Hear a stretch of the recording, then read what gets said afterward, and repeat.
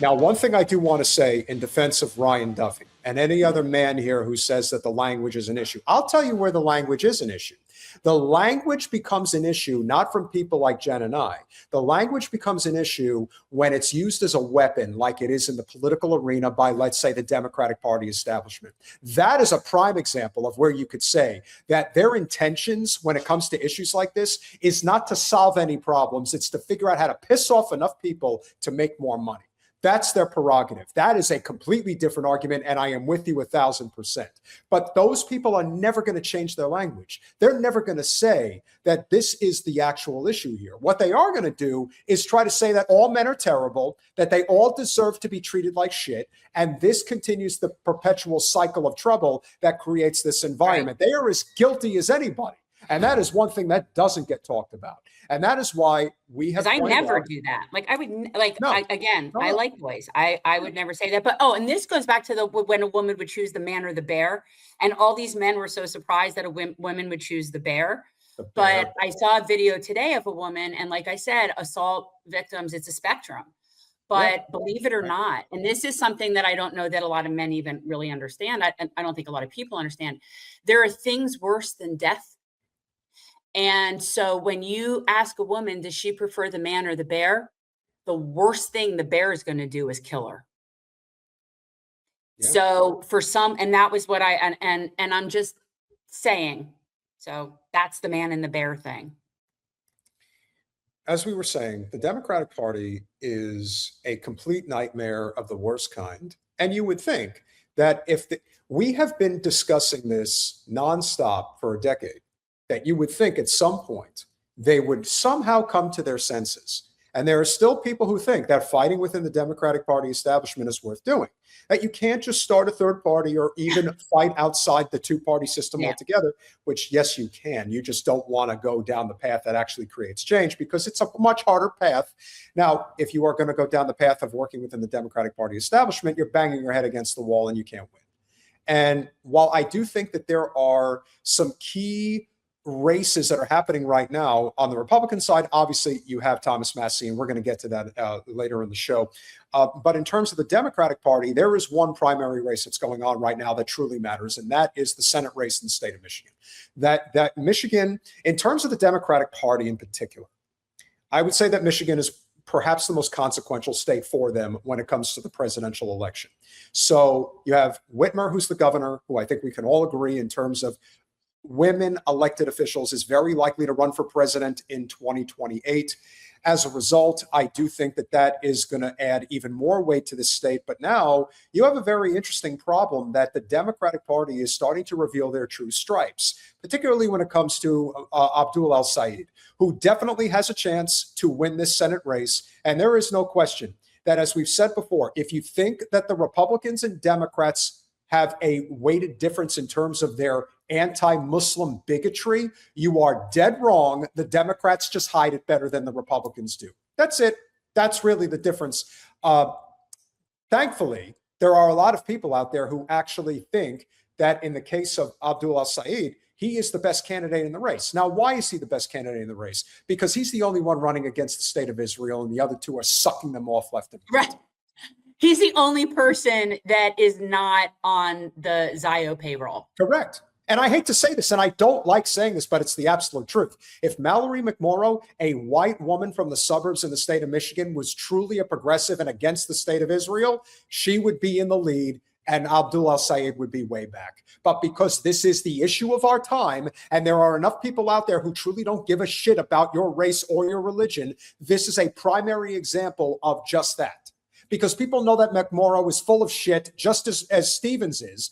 Only Stevens is a joke, and McMorrow is being propped up by the establishment. Remember, the establishment was propping up Stevens at first, and then they swung the pendulum when they realized Stevens couldn't hold her weight. Now, I know you have, we have a couple of clips that we're going to get to. We have a couple of fun clips, but I see like two of the same one, and I'm not sure why. So the one clip that I sent you, Colin, was a Blakeley clip. It was a great piece that Blakeley did, but we can start with, do you want to start with Mallory McMorrow, Haley Stevens? Yeah. And that's really the question. So if, where do you want to go? So here is, I believe that this is Haley Stevens getting the treatment from the crowd at the. So I guess the Michigan Democratic Party had their convention. Correct. The election takes place in, I want to say, 2 weeks. So we're up against it. I think it's like May 3rd or something like that is when the primary election takes place. So it's around the corner. And they had this event over the weekend on Saturday. And it does appear that the crowd didn't think too highly of Haley Stevens, if you remember, because you know how in politics everybody has a short-term memory. Haley Stevens is the person who decided to catch the pro-Israel lobby money windfall train against Andy Levin. Andy Levin is a liberal Zio. There's no two ways about it, but he was not in favor of the genocide. He's also not in favor of, funding Israel to the upteenth degree.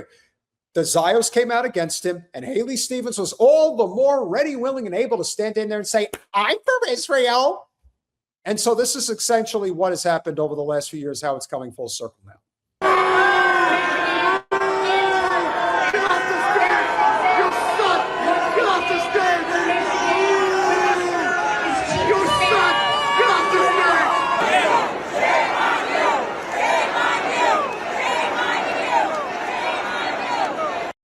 Now, it's not all of the crowd, but it's a nice chunk of them.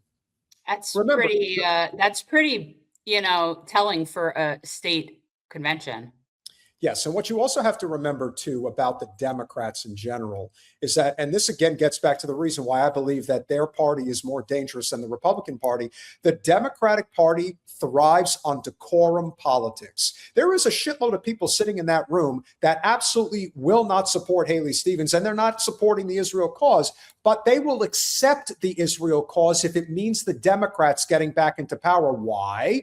Because the decorum angle of politics is very important to comfortable liberal sensibilities. That is a big part of why they love going to these pomp and circumstance events. They want to feel important. They want to feel relevant. And I get it. People want to feel like that they matter and that they have something to offer. But what they've also learned is that in politics, more than any other place, if you rock the boat, you will be cast out like a leper. And there are way too many people that are afraid of that happening to them as to why they just choose to be silent. That is a huge part of it, that they don't want to rock the boat, even if they know they're wrong, that what's being done is wrong. And so Blakeley, friend of the show, seems to have captured this as well as anybody. Yeah. Okay. Wait, pause. So for people who don't know what this is Blakeley watching somehow some ridiculous looking indoor parade with Mallory McMorrow. And she's like dancing in this parade. And this is very kente cloth-esque, if you will. This is very kente cloth-esque. I mean, could you imagine having your face blown up with that expression? Like that's the way that you want to be captured? Peter, you're asking me this? I didn't want my face on anything. Well, I think we were pretty selective in a good way about. I was selective. You guys would have put my face on a billboard. Yeah, well, listen, we wanted to put Debbie's face on a billboard, and Lord knows nobody wants that. No, nobody. And the picture you would have chosen would have been her in her true form. So, would have been even more entertaining. Is it possible to actually die from cringe? Mallory McMorrow, the Senate candidate for the Michigan Senate, got the endorsement of the Michigan Democrats. She got the endorsement despite her slippery answers, to say the least, on corporate PAC money and having a APAC policy paper that she still has not released to the public. So of course she's getting roasted on social media for this, because this was like a Class D felony of cringe. But some of the things that people are saying are actually hilarious, including this comparison.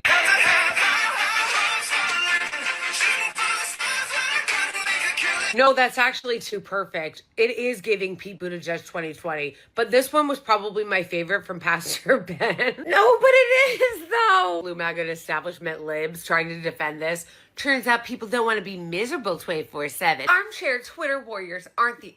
Can I also say, when you see some of these accounts like You Mish Voter, and I know who this scummy bucket is, it is absolutely incredible that they really think that they have the high road. You know, we go after the MAGA shitbags, the MIGA shitbags is who they really are, you know, because of the cringe. Again, you have Congress members coming out defending the president, attacking the fucking Pope. Like, that's the level of insanity that these people get to. But these idiots here that are defending this shit, just remember, Mallory McMorrow is even worse than Haley Stevens, because Stevens goes in the front door. People know that she's bought off by the Israel lobby. McMorrow has the audacity to go out there and say that she isn't compromised by them, when everybody knows that she's got the law firms and the third-party organizations that are supporting the state of Israel doing it through the back door. It's the same bullshit. So that's why we are hoping, against all hope, that Abdul El-Sayed actually does end up winning. We would love to have him on. We know it's crunch time. It is what it is. We're going to try our best, but it's very, very tough. And listen, I met Thomas Massey, and I am having, you know, we're trying to reach out to get him on the show, but when the crunch time is on with the election, it's not easy to do this. However, you're getting way sidetracked. These are good. There are good people out there. It may be a false errand to try to run within the party, but somebody like Mallory McMorrow, she's deceptive. And I don't like deceptive people in politics. People could be scumbags and they could be out front in their corruption. And I have a lot more respect, as I'm sure you would agree, with those types than I do with those who claim to be one thing and they're totally fucking lying about it and doing something else. Basically, to me, the barometer is, are you doing your job? Do you take care of your people? I could respect a mafia boss if he properly takes care of his people. You know what I'm saying? If Jeff Bezos did a little whatever under the table, but all of his people were well paid and had benefits and can afford to live, then I probably wouldn't care if he maybe greased a few palms to get some shit. You know what I mean? So yeah, that's what I look at.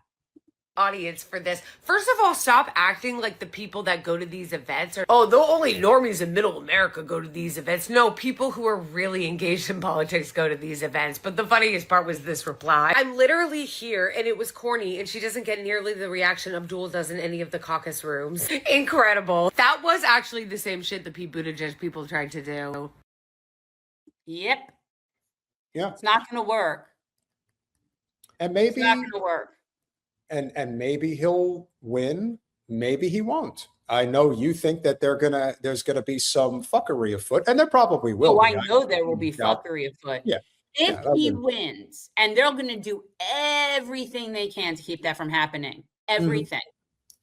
And if he wins, then they're going to do everything they can to help the Republican that's going up against him.